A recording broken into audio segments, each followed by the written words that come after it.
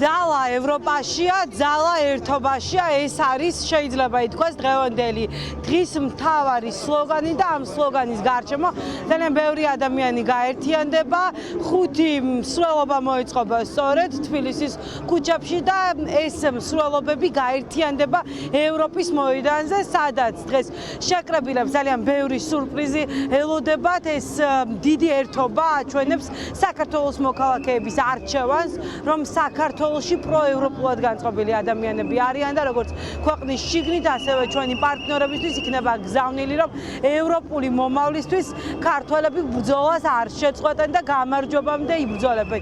იბრძოლებენ იქამდე, ვიდრე ევროკავშირის სრულუფლებიანი წევრი არ გახდება ჩვენი ქვეყანა.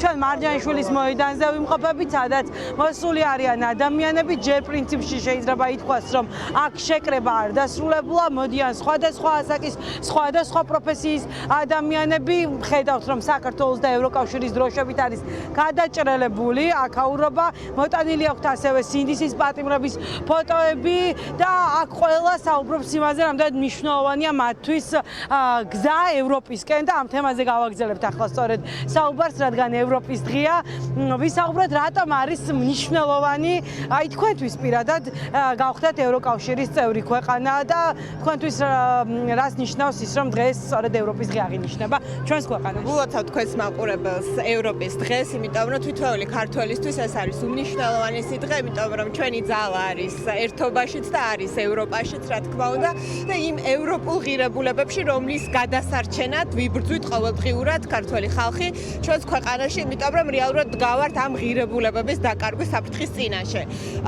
ევროპა არის ჩვენი არჩევანი, იმიტომ რომ ჩვენთვის ევროპა არის თავისუფლება, არის ჩვენთვის ევროპა არის, რა თქმა უნდა, განათლება, არის ჯანდაცვა, რომელიც უზრუნველყოფილია ევროპის მოსახლეობისთვის და ჩვენ ეს ყველაფერი გვინდა ჩვენი მოსახლეობისთვის და გვინდა ჩვენი მოსახლეობის სიღარიბისგან დაცვა და ამ ყველაფერს ჩვენ ხედავთ და ჩვენს თავისუფლებას ხედავთ ევროპაში. დიდი მადლობა გვანსაჯობავს, რომელიც სხვათა შორის 163 დღეა ქუჩაში დგას ევროპული მომავლის დასაცავად. ძლიერი საქართველოს ლიდერს ლელოს დამფუძნებელს მამუკა ხაზარაძეს ხედავ, რომელიც შემოუერთდა სწორედ დღევანდელ დღეს და ახლა მას პირდაპირ ეთერში გავესაუბრებით. ბატონო მამუკა, დღეს ევროპის დღეს აღნიშნავს საქართველო და ამ დღეს ევროკავშირის ყველა წევრი ქვეყანა პარტნიორები აღნიშნავენ. რას ნიშნავს ჩვენი ქვეყნისთვის ეს დღე და ჩვენი ევროპული მომავლის დასაცავად პოლიტიკოსები ამბობთ, რომ ყველაფერს გააკეთებთ, განსაკუთრებით იმ ფონზე, რა ნაბიჯებსაც გამს ხელისუფლება არალეგიტიმური. რას გვეტყვით დღევანდელ? პირველ რიგში მინდა მიულოცო ყველას დღევანდელი დღე. ასევე მინდა იმ ადამიანებს მიულოცო, ვინც ფაშიზმისგან იხსნა ჩვენი ქვეყანაც მათ შორის, მაგრამ რეალურად ახალი სურათი იკვეთება ფაშიზმის, რომელსაც ჩვენ ხედავთ უკრაინაში, ბავშვების მოტაცებით, მათი მკვლელობით, ოჯახების განადგურებით და ეს ახალი 21 საუკუნის ფაშიზმია. რაც შეეხება დღევანდელ დღეს, ჯერ დავამთავრებ იმას, რომ ეს ფაშიზმი დამთავრდება აუცილებლად ძალიან მალე.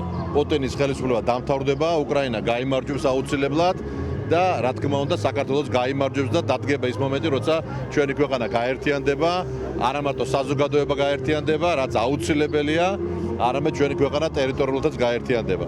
ეხლა რაც შეეხება დღევანდელ დღეს, ევროპული არჩევანი, მე ბევრჯერ მithქვამს, კიდევ ერთხელ გავიმეორებ, არის ეროვნული არჩევანი.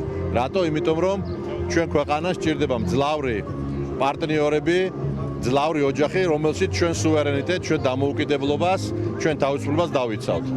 მეორე არჩევანი არის რუსეთი, რომელიც იპყრობს ჩვენ ქვეყანას და რომელსაც ერთი სული აქვს, რომ თავის იმპერიული ზრახვებით ისევ ერთხელ გადაყლაპოს ჩვენი საქართველო. რისი უფლება და რისი საშუალებაც არ უნდა მივცეთ არავითარ შემთხვევაში და სწორედ ესეთი პროტესტებით, ესეთი ერთსულოვნებით ჩვენ გვაქვს შანსი, რომ წინააღმდეგეთ აი ამ ძალიან მცოცავ ოკუპაციას და ამ მცოცავ იმპერიალიზმს. ეხლა რაც შეეხება იმ პროტესტს, რომელიც გრძელდება, მინდა შევეხმიანო, ყველას მადლობა უთხრა იმ პროტესტისთვის, რომელიც უკვე 160 დღეზე მეტია უკვე მიმდინარეობს და ეს პროტესტი აუცილებლად მიგვიღოს გამარჯვებამდე. ბიძინა ივანიშვილის პოლიტიკა დააპირისპიროს ადამიანები, ისედაც ეს 3 მილიონი ნახევრიანი ერი გაყოს შუაზე, რასაც სამწუხაროდ მიაღწია თავისი პროპაგანდისტული არხებით ჩვენი ამოცანა რომ ვიზრუნოთ ერის გაერთიანებისკენ. შეიძლება პოლიტიკური სხვა ხედვა არსებობდეს, მაგრამ ესე გახლეჩილი ერი წარმატებას ვერ მიაღწევს ვერც პოლიტიკაში, ვერც ეკონომიკაში და ვერც განათლებაში.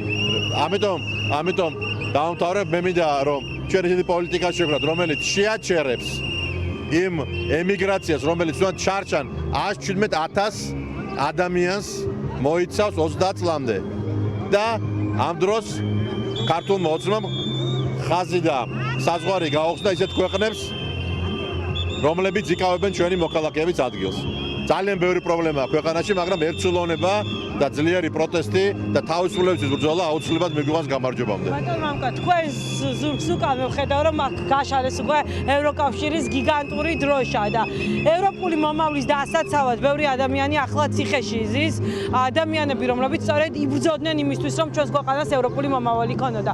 ისინი სავარაუდოდ ეხლა თვალს ადევნებენ ჩვენს ეთერს, რა გზავნილი გექნება ცინდისის პატიმრებისთვის, მათი ოჯახის წევრების ნაწილს ჩვენ აქაც ვხედავთ, უერთდებიან ისინი მუდმივად დგანან პროტესტს. მე მინდა მათ მივმართა ვეფხო კასრაძეს და მისი სახით ყველა პატიმარს, პოლიტპატიმარს და მინდა გითხრათ, რომ ისინი აქეთ გვამხნევებენ ჩვენ. მე ვიღებ მათგან წერილებს და აი წერილის ამონარიდები როცა იკითხოთ, მიხვდებით, რომ ისინი არიან ჩვენზე უფრო თავისუფლები, ჩვენზე უფრო მედგრად არიან, ამიტომ მათ მადლობა მინდა უთხრა ამ ვაჟკაცობისთვის.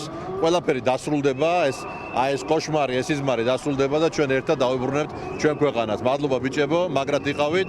თქვენ ერთ წვით არ ახართ მიტოვებულები ჩვენ მხრიდან და მე მინდა რომ ძალიან მალე ვიზეიმოთ თქვენი განთავისუფლება და საქართველოს განთავისუფლება ერთად.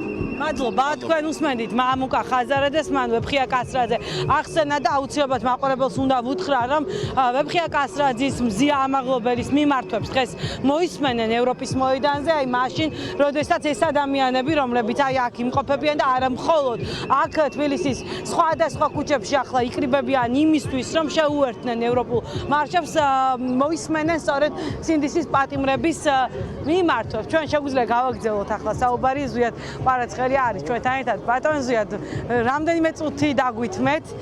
გვინდა რომ გთხოვოთ დღესთან დაკავშირებით თქვენი პოზიცია მოასმენინოთ ჩვენს მაყურებელს. რას ელოდებით ევროპულ მომავალში, როდესაც ჩვენი ქვეყანა დაუბრუნდება ევროპულ გზას? რას ფიქრობთ, რა იქნება ის მთავარი მონაპოვარი, რასაც ქართველი ხალხი მიიღებს სწორედ ევროპულ გზაზე და მოგესალმებით, მივესალმებით ჩვენს მაყურებელს. ევროპული გზა და მომავალი ამ წუთას ქართული ოცნების ხელისუფლების მიერ არის ჩახერგილი. ეს არის ხალატი ქართული ხალხისა და საქართველოს კონსტიტუციის.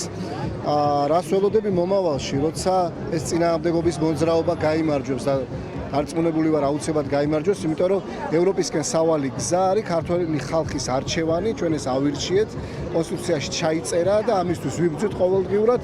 მომავალში კი ის იქნება, რომ ჩვენ გვექნება ნიჭისა და შესაძლებლობების წარმოჩენის საუკეთესო არენა და პლატფორმა, კეთილდღეობა, რაც ევროპელ ხალხს, ევროპელ ერებს აქვს, სადაც თითოეული მოქალაქე დაცულია მიუხედავად მისი შეხედულებისა და დაცულია მისი ცხოვრება, დაცულია მათ შორის მისი შეხედულებები და მე ვფიქრობ საქართველოს როდესაც ამ ოჯახის წევრი გახდება, ამ ოჯახის წევრი ევროკავშირის ოჯახს გულისხმობ, რომ საქართველოს ყოველთვის იყო ევროპის სახლში მყოფი ქვეყანა, თავისი შეხედულებებით, თავისი ტრადიციებით. ამ ოჯახს რო დაუბრუნდება საბოლოოდ, მაშინ ჩვენი ცხოვრება საბოლოოდ დაშორებული იქნება რუსეთის ორბიტიდან და მე ვფიქრობ რუსეთის როგორც დამანგრეველი ძალაც გამქრალი იქნება მსოფლიოს როგორც ერთადერთი ბოროტი, ყველაზე გამორჩეულად ბოროტი და ტერორისტული ქვეყნისა. მადლობა, ძალიან დიდი მადლობა. ხედავთ რა ვითარება არის ახლა მარჯანიშვილის მოედანზე. თქვენ ხედავთ რომ აქ მოტანილი აქვს საქართველოს ევროკავშირის დროშები, სწორედ ძალიან ამაყად ფრიალებს საქართველოში, თბილისში. დღეს ძალიან ბევრ ქუჩაზე ევროკავშირისა და საქართველოს დროშები, მსვლელობები გაერთიანდება ევროპის მოედანზე და ისეთ ერთობას აჩვენებს დღეს საქართველოს მოქალაქეები, როგორი ერთობაც სჭირდება პოლიტიკური პატიმრების გათავისუფლებას, სულილებებს და საქართველოს ევროკავშირში გაწევრიანებას. მადლობა ნანუკა ქაჯაიას ჩვენ მას დაუბრუნდებით ჩვენი